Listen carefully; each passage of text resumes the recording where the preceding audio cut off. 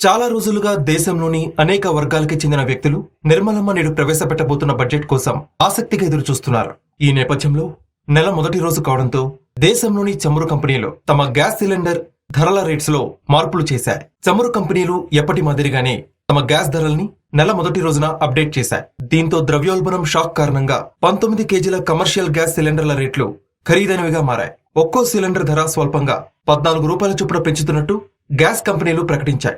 వాస్తవానికి బడ్జెట్ ప్రసంగంతో పాటు లోక్సభ ఎన్నికలు దగ్గర పడుతున్న వేళ కేంద్ర ప్రభుత్వం ఎల్పీజీ రేట్లని స్థిరంగా కొనసాగిస్తుందని చాలా మంది భావించారు.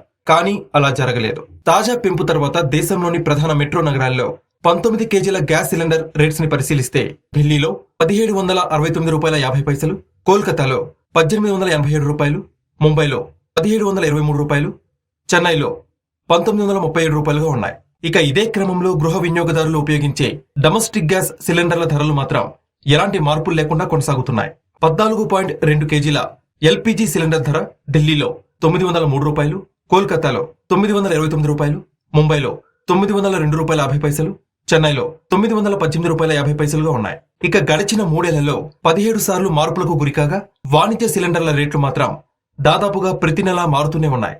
ద్రవ్యోల్బణం సమయంలో ధరలు ఇలా పెరగడం ప్రజల్ని ఆందోళనకు గురిచేశాయి. ఇండియన్ ఆయిల్ డేటా ప్రకారం జనవరి 1, 2021న ఢిల్లీలో 19 కిలోల ఎల్పీజీ సిలిండర్ ధర 1349 రూపాయలుగా ఉంది. అయితే అప్పటి నుంచి ఇప్పటి వరకు రేట్లు 50 సార్లు మారాయి.